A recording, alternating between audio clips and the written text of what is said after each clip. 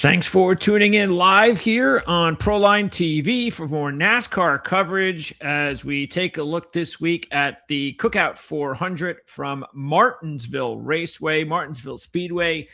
It is a short track.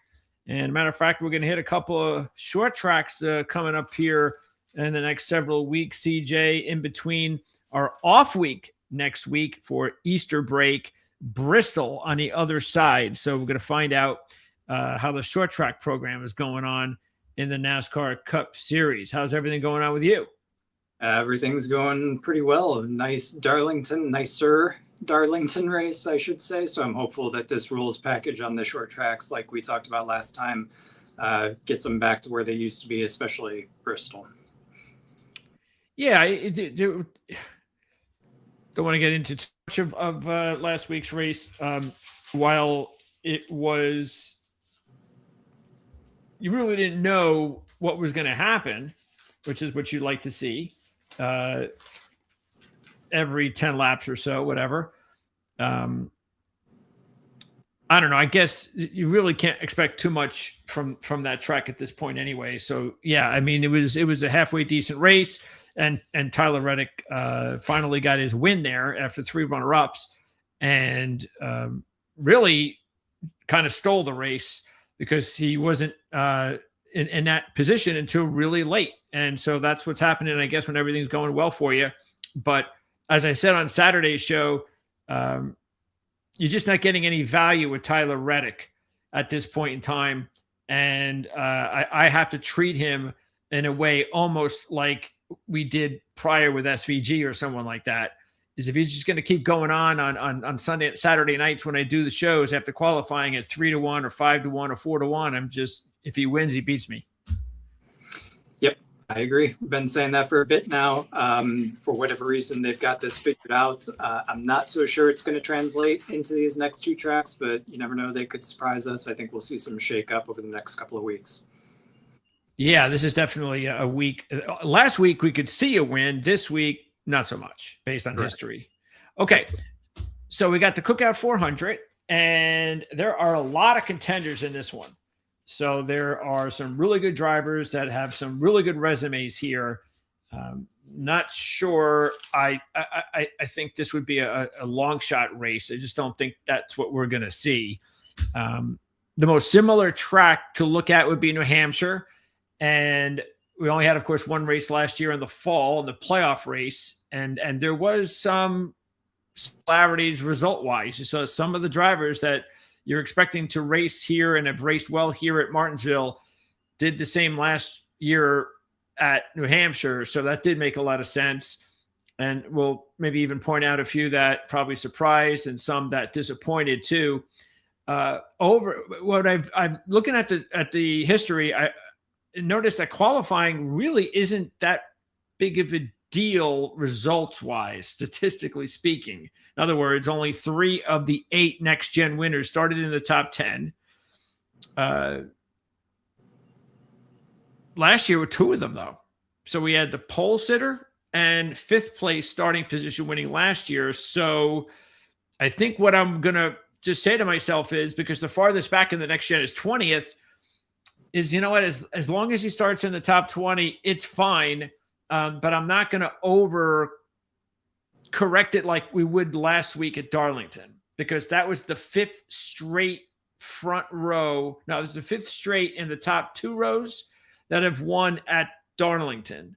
That's not going to be the case here. We're not going to just look at in the fall when we get to Darlington. I doubt it that I'm going to look outside the top 2 rows. I'll tell you that much, based on the way that's going there, but not the case here at Martinsville. No, definitely not. Track position and strategy, 2 tire stops, a lot of cautions, all those things happen at a place like Martinsville. And that jumbles up the order. It gives those guys who didn't necessarily start off too well at the front of the field chances to catch up and kind of leapfrog. And cautions happen thick and fast here as well, which consolidate positions if you take a gamble. So it's pretty easy. I say that lightly. It's not that easy, but it is pretty easy to be able to come from deeper back than a place like Darlington to win here at Martinsville. So yeah, I agree. Probably top 10 rows or so, preferably inside the top 15, but I'm not going to count somebody out because I qualify 18th. Really, if you look at it, there are two drivers who have dominated here over the last 5 years, and that's Ryan Blaney and William Byron. And they actually also did really well at New Hampshire in the fall. So those two guys, so I mean, it's really something. The last 5 winners, 2 drivers have collected 4 of the 5. Blaney and Byron have 2 each during that spell. Hamlin is the other. Manufacturer-wise, doesn't matter.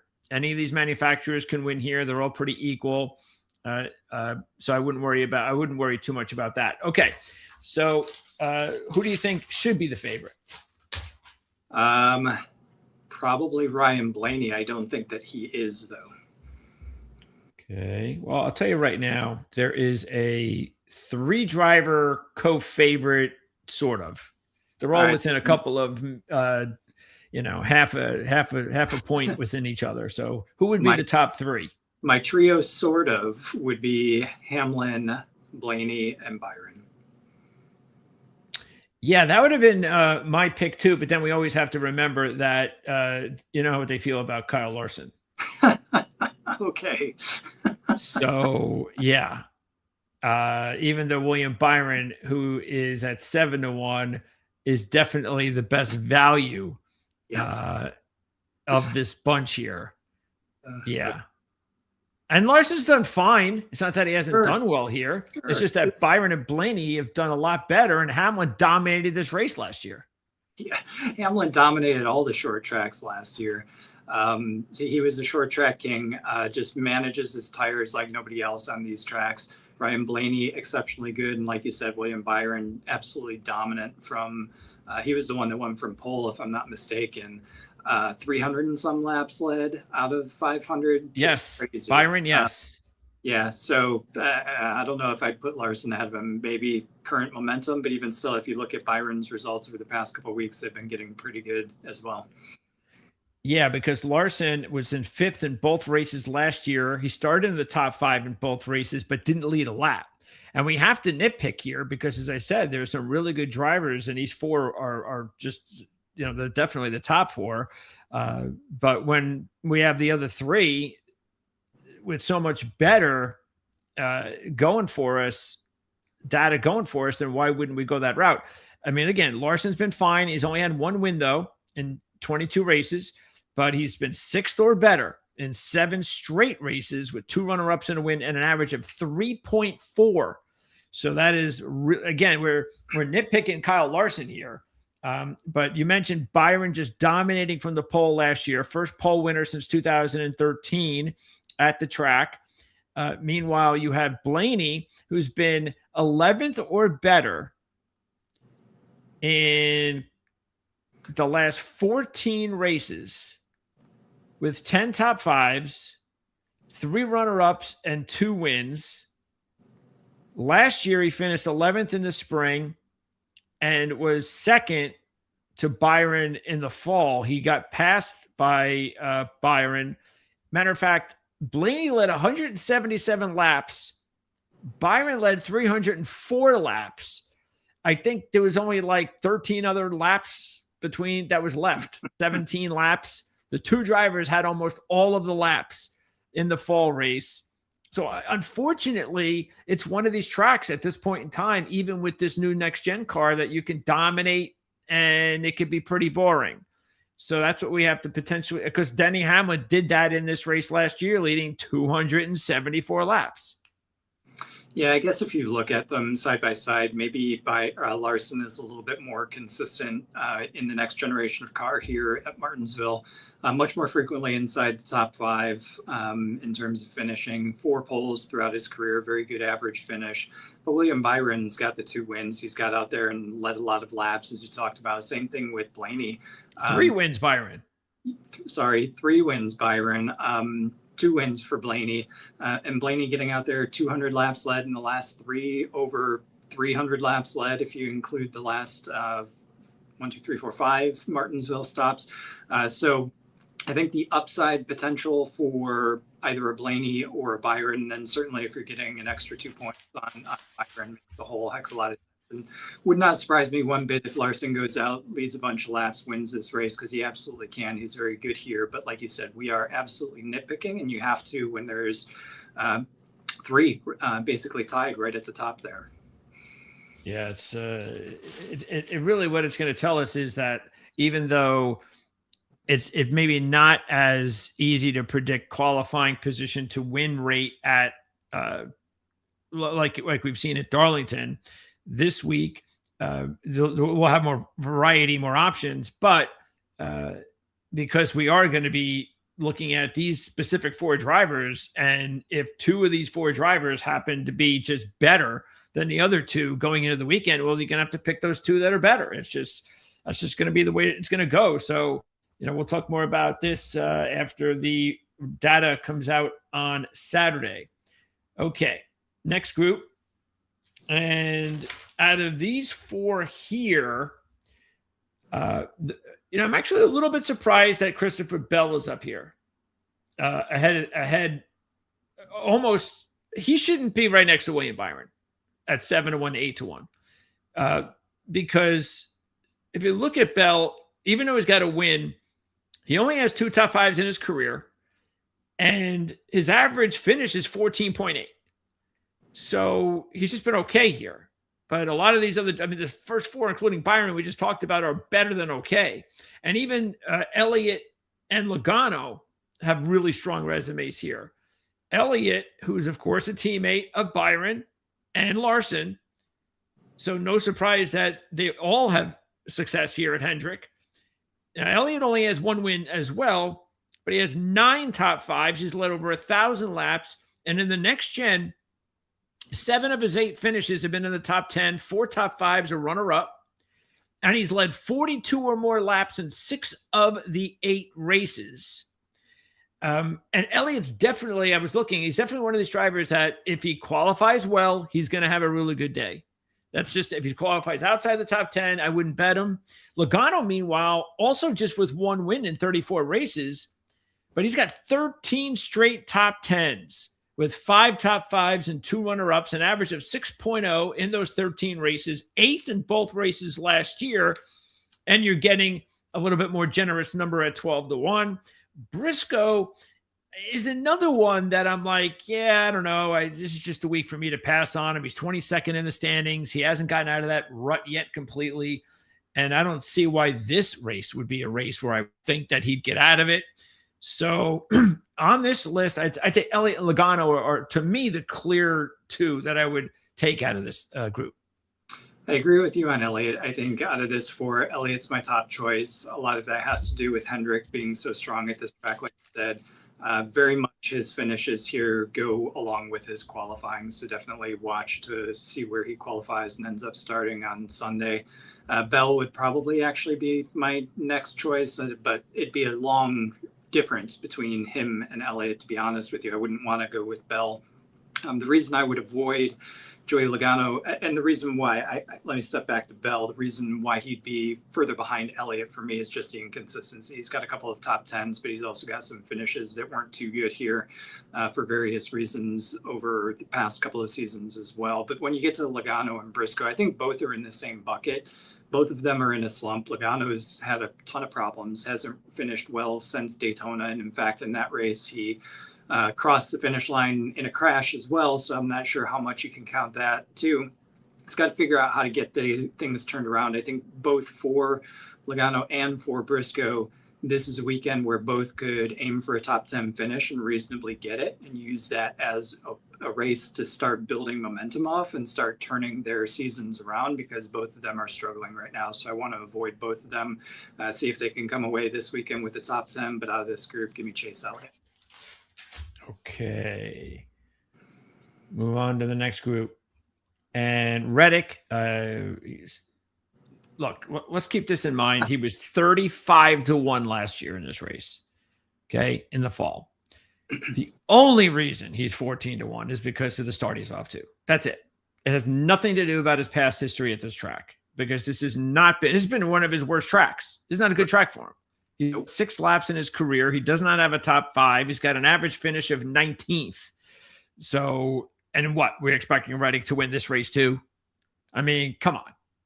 If that happens, then, let's have an investigation. So this is just no value at all here, even at 14-1. So we're going to pass on Reddick. Gibbs and Wallace, they just keep on cooking, really. I mean, Bubba had some issues last week, but he's still hanging in there, 3rd in points, I believe. And this is a good track for Wallace. He's got 4 top 10s and 8 next-gen races, a couple top 5s. Matter of fact, in this spring race, the last 3 years, he's finished 3rd, 4th, and 9th. Okay, so big difference between next-gen, pre-next-gen. Bad here, pre-next-gen, really strong here for him, next-gen. So he's definitely up there. Gibbs, even though Gibbs is still hotter than Wallace because he's got the 6th place finish last week, 6th or better in 4 straight races, this has not really been a good track at all for Gibbs. And throw in the fact that he was 35th in New Hampshire last year. And I think that this is where I got to take Wallace over Gibbs out of the 2. Gibbs does not have a top 10, does not have a lap led in 7 races, and his average finish is 18th, and his average starting position is 10th. So that's a bad sign there. And then Ryan Preece winds up being another interesting long shot. I would have preferred a little bit more than 28-1, to tell you the truth, with so much strong drivers ahead of him. But he has shown lately that he's been okay. In his last 6 races, he's got 3 top 10s. He led 135 laps in the 2023 spring race from the pole, finished 15th that year. Last year, he finished in the top 10 in both races, gained 33 spots in the last 4 races here. So that's a good fantasy note for Ryan Preece as maybe the first legitimate long shot that we've talked about. So I'd actually put Wallace in contender category. So I probably go Wallace 1, and you know what? I might go Preece 2. Yeah, I agree with you. Bubba Wallace definitely at the top, and you mentioned that he stumbled last week. That wasn't his fault, though. He got caught up in an accident and suffered the damage that just kind of took him out of contention. Prior to that, he was a top 5 car. And I got to believe if he had gone the rest of the race, he would have been in the top 5 again as well. So Wallace continues to be off to just a fantastic start. Even with last week's trouble, he's got to feel confident coming into this track because, like you said, a couple of top 5s here recently as well. 3rd in this race last year, like you said, 4th in this race the year before, and a bunch of top 10s to throw in there as well.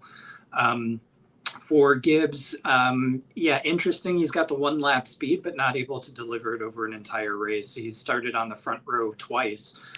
His best finish at the track is 12th, and that just came last fall, 13th and 12th last spring and fall. So maybe he should be aiming for a top 5, kind of like the Logano Briscoe conversation we had before.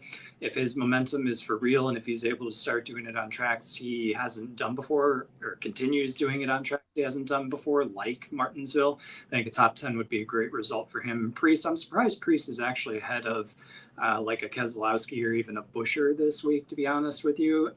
Preece is fine, very serviceable, 3 top 10s out of the last 4 races here at Martinsville. So maybe a top 10 contender, and definitely the way that the RFK cars have been racing so far this year.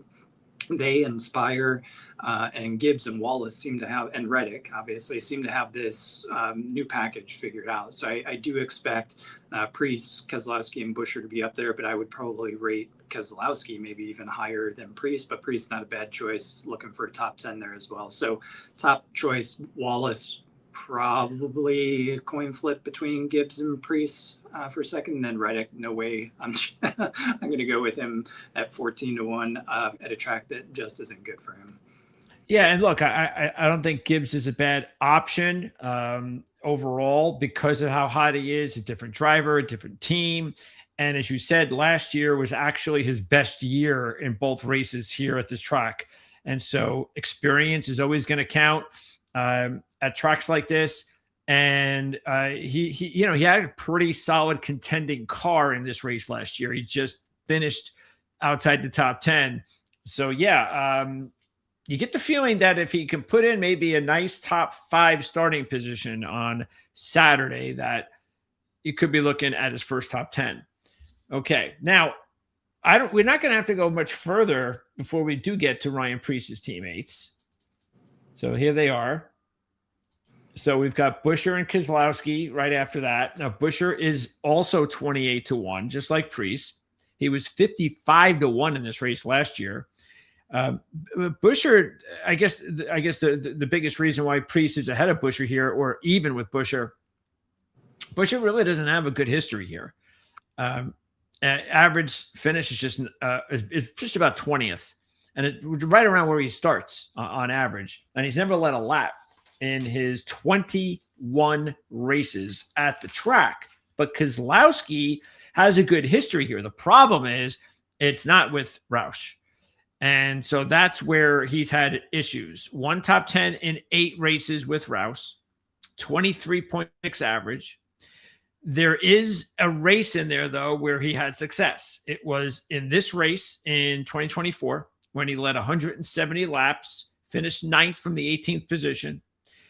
And on the good side is Keselowski really, they seem to have found something, as the whole group has, as you mentioned. Things are going well for them.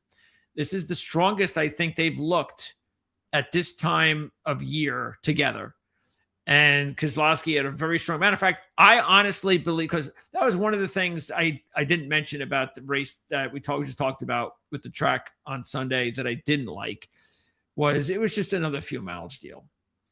You know, it's like one of these things where you're sitting there, and if you're a Keselowski fan, you're going, well, okay, why is Reddick getting to pit last when you know that would put him in a good position with the tires? And the whole thing just it's like, it's tough to, when we get these fuel mileage races, it's really tough as a fan sometimes to analyze these deals, because especially for me, because I don't sit there for 3 hours and watch the race. You know, I've got other things. I work even on Sundays. I got to watch golf. I got to do other stuff. And so when I'm constantly fast forwarding through it and I'm watching 10 or 15 minutes straight through stuff, and the fuel mileage thing can screw you up, because you're not getting, and you get terrible analyst work, of course, with these guys. And and so you're not getting any help from the guys in the booth. Nothing. Matter of fact, they were actually criticizing Reddick's team at that point when he didn't pit yet. Like, what is he staying out for? Everybody's pitting. So those guys were leading you to believe that was a negative for Reddick, when it turned out to be his winning move. So the whole fuel mileage thing, no fan really wants to see that stuff. But that's what we dealt with last week. And no surprise that the team that is doing great this year wins the fuel mileage race. That's what happens when you're having a great start to the season. But I actually think Keselowski was the best car last week on Sunday. And I just think he got screwed up by poor timing. Yep, totally agree. I can't say anything better about the announcers than you did. It was baffling to me. Sometimes I wonder what race they're watching. I also wonder what Kevin Harvick could do if he had some better folks surrounding him, because I think Harvick can be the contrarian sometimes, and he gets some good points, but he's overshadowed by those who are around him, unfortunately. But yeah, I expect Keselowski and RFK's speed to carry over well into Martinsville. He's done great at this track in the past. It hasn't been recently, but we also know that RFK recently hasn't been great at this track. Preece has been able to pull it forward, so I guess that is why Preece is ahead. But still, just based on how he ran last week, I think Keselowski, maybe we see the old Martinsville this week. Buescher, you're right. I would choose Preece over Buescher, to be honest with you. It's probably fair to have them even, because Buescher is punching above his weight right now too, but this is a better track for Preece, so I guess that's about right. But for all these guys, why is Ross Chastain in this bunch, considering he's got finishes of 8th, 6th, and 4th in the last 3 Martinsville races, 2 other top 5s, the rest of them top 15s until you go back to the very early days of his career. Ross Chastain, we should not be talking about it at 30-1. He should be up there probably where some of the others like maybe Briscoe was even for this weekend. I think Chastain, even though that team Trackhouse, we know that they're behind. They're not up to the pace of Spire and RFK and some of the other teams that we've talked about. But this is a track I think that Ross Chastain will punch above what the car is capable of. Yeah, absolutely. He's a really good long shot. And what's good about Keselowski are the odds. That's what's really good, because again, when you look at the past history with Roush, okay, I can see why he's 35-1. But then, as you said, you look at the way the team's performing. He's had success here before with another team, but he had a little bit of success just a couple of years ago. And how do we know that this is just a different year? And this is what you want from long shots. Nobody's saying to go out there with a 10-1 shot and I gotta blind faith or not blind completely, but I'm just going to go by just some faith, but some recent information I have. No, at 35-1, that's where you take the gambles. And so, and Chastain in the next gen out of 8 races, 5 top 10s, 3 top 5s. He was really solid in the fall race, and he's excellent fantasy option. As is Priest. I told you his numbers, but Chastain, he's even better. In the next gen, his average finish is 8.5. His average start is 18.3. So he's gaining an average of 10 spots almost a race, which really turns out to be specifically where he's gained 79 positions during next gen. And that tells you that more than likely he's going to qualify 15th or 20th in that range. And even if he qualifies 25th, that's maybe what you want. You're going to go in there, you're going to pick him for your fantasy contest, and you're going to pretty much be satisfied based on his history. So. Yeah, absolutely. And he even led 8 laps in the fall race last year, despite starting 13th. Kyle Busch, meanwhile, no. This is just, he needs a little bit more time. No top 10s in 6 RCR races and no laps led either. So I don't think that's the way to go. And then you've got, matter of fact, we can keep it there because we've got the other legitimate long shots that may have a shot, because Josh Berry was second in New Hampshire and he led 40 laps in the fall, but nothing else really pops off the screen. He's off to a very disappointing start so far this season. Carson Hocevar, meanwhile, doesn't really jump out either. He was 4th last week, so that's a good sign, but he's never led a lap, never had a top 10, average finish 24th. Don't think this is it's going to take some time for Hocevar here to turn things around. And we don't see anything either with Cindric. Matter of fact, the only reason that I would give Cindric a shot would just be because of his teammates. That's about it. And I don't know if that's good enough for me to pick him out of these 4, because this is not a good 4. Who would you go with out of this group?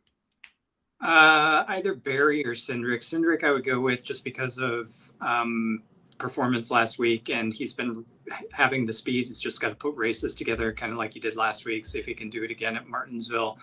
Hocevar, like you said, he doesn't get Martinsville yet. Maybe he's learning, and I expect him to learn and get better over time, but he's not there yet, and I don't think that's magically going to change this weekend. But Josh Berry, not bad either. 16th in the fall race of 24, 10th in the fall race last year, despite starting 27th. Hasn't done much in the spring races, though. So for me, maybe Cindric just because he's got momentum on his side, but Berry would be close second. I would agree with that. Yeah, because like you said, we were kind of waiting for their team to put it together, and they did. And they finished 5th, and that's a really good starting spot. And I know this based on his history here. If he throws in a top 10 or a top 5 this week, then you really have to watch out. Matter of fact, I already put $5 on him at 100-1 to win the championship. So he's my first future bet of the season. I figured, hey, at 100-1 to win the championship, why not? I mean, I know it's more than it's a little unlikely, but he's with a really good championship group. So and that's championships. He's just got to put, and I think they're starting to show that they can. So not a bad wager to take. All right, now we get to the really other big long shots, and it's not very pretty. So out of these guys, the only one. There's only, I guess, I mean, Suarez is showing something lately, but he doesn't show much here. So that's something maybe to keep an eye on. Justin Allgaier is interesting just because of the fact that he's in Bowman's car again. He hasn't done a whole lot with it. So this is his opportunities are starting. I mean, how much longer he's going to do this? Bowman doesn't have a good history here either. He does have a win, but he's only led 16 laps with that car here. Yet you would think he'd be better considering how strong his teammates are, but that just isn't the case. But Justin Allgaier is having an excellent start to the season in the O'Reilly series. So it hasn't translated yet with this car. He does have a win in the O'Reilly series here. Jones sticks out just because he's got 2 10th place finishes in his last 3 races, which is pretty good for him. And I think that's it. Nothing else sticks out. Connor Zilic is off to a typical rookie slow start. Nothing else. Save your money. Yeah, I wouldn't go with anybody that we've talked about here. Suarez hasn't shown anything at this track. Yeah, Spire's doing well, but we just talked about Hocevar as well. Just these 2 drivers don't have Martin experience. If I were, twist my arm, force me to choose somebody, maybe Eric Jones, just because I think, like you said, he's got some upside potential that we've seen already this season. And I wouldn't take him, but I do want to point out SVG again. This is a track where he's got 2 top 15 finishes from 3 starts, and he continues to show that he is a top 15 contender, if not maybe fighting on the edge of the top 10s now on a pretty consistent basis. After Las Vegas, when you had the trouble, ended up finishing 36th and well off the lead there, came back at Darlington and finished 14th, which is a really tough track. So I do think that these rules with the tire, the more horsepower, I think that's playing into his hand, and I think he's learning these ovals. So I expect Shane Van Gisbergen to be fighting around the top 15 again on Sunday as well. I should note another long shot, actually, and that would be Todd Gilliland. Yeah. So Gilliland at 100-1 last year actually finished in the top 10 in both races. He was 9th and 10th, and he gained 22 spots in, combined from start to finish. So he is someone that you might want to throw in there as a potential cheap option on your fantasy lineup if you're looking for him, because there's not many good ones out there. The reason I would avoid him is just this year. He seems to be off this year, just 1 top 15 finish so far out of the last 5. I can't remember where he finished in Daytona, to be honest with you. 39th. So yeah, just 1 top 15 this season, actually just 1 even top 20 this season. So I think they've got some work to do. Gilliland would be, put him in the bucket where Martinsville, since he's performed well there in the past, maybe he can deliver something to use that to build off of for the next couple of weeks coming up. Hey, he's doing better than Connor Zilic. This is true. Yeah.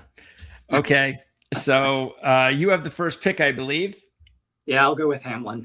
Dominated the short tracks last year. Already has a win this year. He's streaky.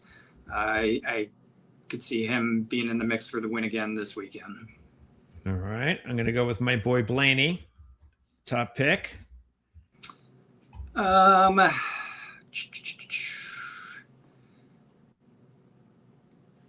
Yeah, I don't want to go with Elliott, though I think that that's a very likely candidate to win. So give me Wallace. Okay. Yeah,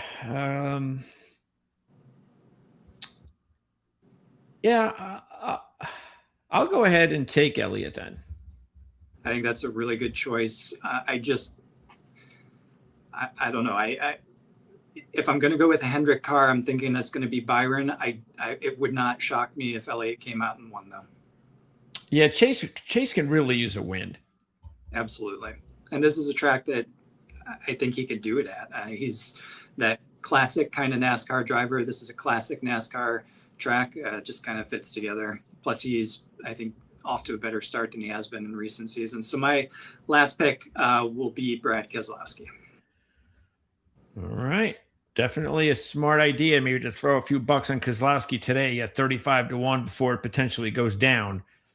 Because if he qualifies well, based on the way he's driving, that will surely happen.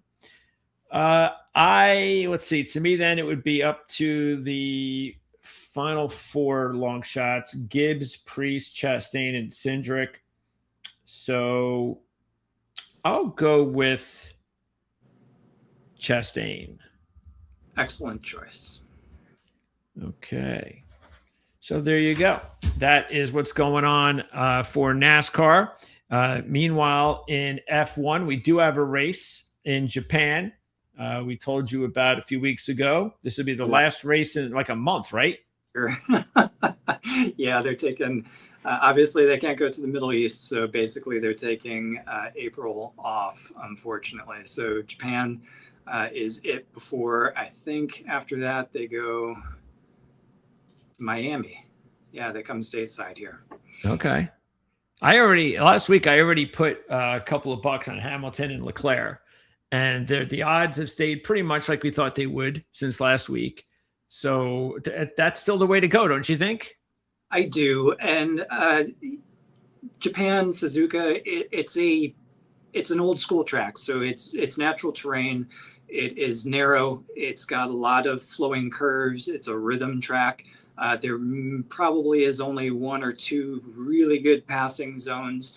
I do think we're going to see more passing here than we have in the past because of the new rules. But with the narrow track, with the way that it's laid out and the way that the turns come, it's just more difficult to pass at. So I do think that Ferrari, Lewis Hamilton, Leclerc, with their blinding starts, they get off the line faster than absolutely anybody else, and they're able to get into the lead. I think this week they hold a better chance of holding it just based on the characteristics of Japan and Suzuka, the way this track goes.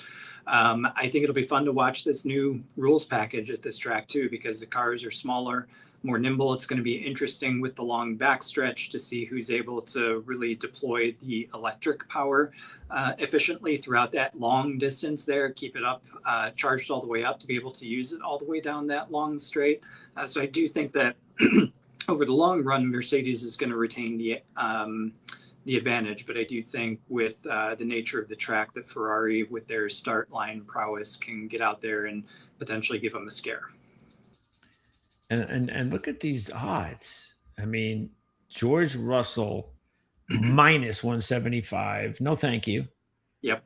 And then you've got the big boys again here at 28-1. Yeah. And remember, Lando and Oscar, neither one of them made it to the grid last week or last race at China.